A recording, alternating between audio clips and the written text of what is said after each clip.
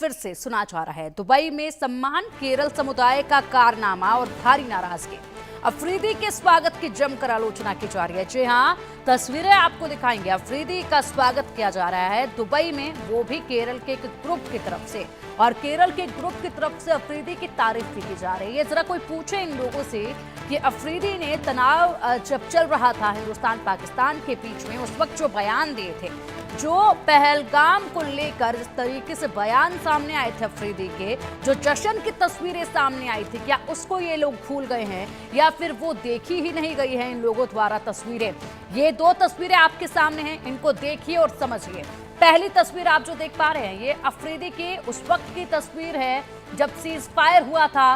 उस वक्त पर अपनी झूठी जीत का झूठा जश्न मनाते नजर आए थे अफरीदी। उसके बाद जो दूसरी तस्वीर आप देख रहे हैं, दूसरी तस्वीर में आप देखेंगे, पहली तस्वीर वो है जब जमकर उन्होंने हिंदुस्तान के खिलाफ जहर उगला, उसके बाद जश्न भी मनाया झूठी तारीफों के बाद। और दूसरी ये जो तस्वीर है, ये देखिए आप, ये तस्वीर वाकई में शर्मनाक है। जब हिंदुस्तान से ही केरला का ये ग्रुप दुबई में यहाँ अफरीदी के स्वागत में जुटा हुआ है, अफरीदी को सम्मानित कर रहा है, अफरीदी के लिए तारीफों के पुल बांध रहा है। क्या इन लोगों को बिल्कुल याद नहीं है कि ये अफरीदी भारत के खिलाफ लगातार जहर उगल रहा था? क्या ये लोग भूल गए हैं कि वही अफरीदी है जिसने कहा कि पहलगाम जो है इन्हीं के सरकार द्वारा कराया गया एक कारनामा था, हमारा इसमें कोई किरदार नहीं है? क्या ये लोग भूल गए हैं कि अफरीदी का ही चचेरा भाई टेररिस्ट था एक, जिसको हमारी बीएसएफ के जवानों ने मार डाला था? लश्कर से जुड़ा हुआ आतंकी था अफरीदी का चचेरा भाई, और उसके बाद लगातार जो ये जहर भारत के खिलाफ उगलता रहा। और अब यहाँ पर ये जो स्वागत किया जा रहा है, ये केरल ग्रुप की तरफ से, केरल समुदाय का कारनामा आप देखिए, इसमें वाकई में अफसोसजनक है ये। अधिक जानकारी के लिए हमारे सहयोगी अजय जांडियाल का रुख करेंगे। अजय, वाकई में बहुत ही अफसोसजनक तस्वीरें सामने आई हैं। तनाव अभी खत्म नहीं हुआ है इंडिया पाकिस्तान के बीच में, और अफरीदी की तस्वीरें लगातार सामने आई थी। पहलगाम को लेकर जो बयान दिया कि ये उन्हीं की सरकार, भारतीय सरकार द्वारा कराया गया कारनामा था, ये बयान उसके आ रहे थे सामने।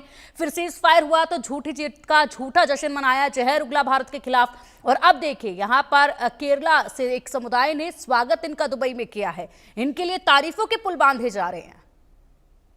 देखिए, बिल्कुल हैरान कर देने वाली बात कि कैसे केरला की एक वो एजेंसी है, एक समूह है, वो अफरीदी को सम्मानित करता है, उसका वेलकम करता है, उसके बाद कसीदे पढ़े जाते हैं शाहिद अफरीदी को लेकर। और वो शाहिद अफरीदी जिसने ऑपरेशन सिंदूर किया, भारत के खिलाफ कई बार जहर उगला है।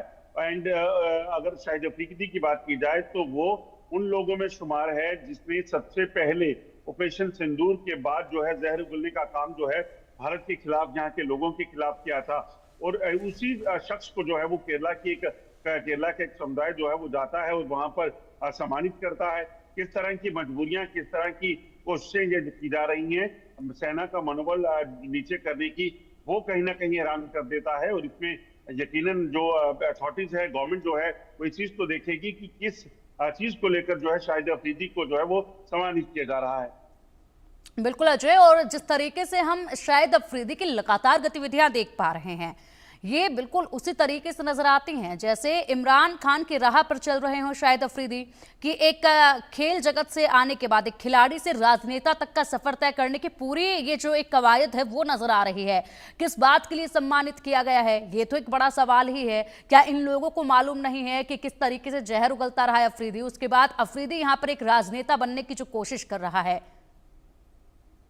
देखिए, बिल्कुल, दरअसल पाकिस्तान में हर कोई जो है वो प्रधानमंत्री बनने की दौड़ में रहता है, और शायद इसीलिए अफरीदी को भी लगा होगा कि वो इस तरह की बयानबाजियां देकर जो है वो सत्ता में पहुंच सकते हैं। इमरान खान भी ऐसे पहुंचे थे, इसी तरह से उनको अपनी उम्मीदें दिख रही होंगी।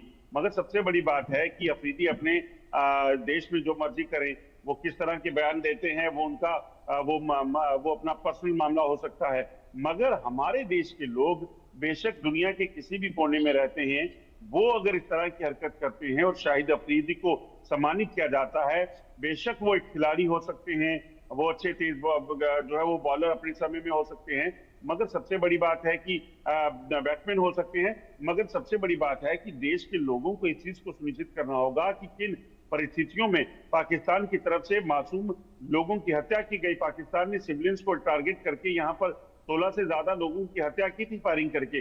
उस वक्त उस चीज की कभी उनको याद नहीं आई। उनको जो है राहत देने के लिए उन लोगों ने कोशिश नहीं की। इस तरह की एनजीओ जो देश के दुनिया के अलग अलग कोनों में बैठकर ये चीजें करते हैं, तो यकीनन इस चीज को लेकर काफी गुस्सा नाराजगी लोगों में है भारत के, कि ऐसे कैसे केरला की कोई भी एक जो समूह है वो इस तरह की कोशिश कर सकता है। बिल्कुल अजय, फिलहाल देखना होगा कि क्या इस समुदाय की तरफ से कोई सफाई दी जाएगी या फिर इन लोगों को मालूम ही नहीं था कि शायद अफरीदी ने भारत के लिए किस तरीके से जहर उगला है, और वो हकीकत अगर इन लोगों के सामने आती है, पछतावा इनको होता है, तो बेहतरीन रहेगा। फिलहाल बहुत शुक्रिया आपका इन तमाम बड़ी जानकारियों के लिए। और चलिए बढ़ेंगे अब आगे, बुलेटिन में रुक करेंगे सबसे बड़ी खबरों का फटाफट अंदाज में।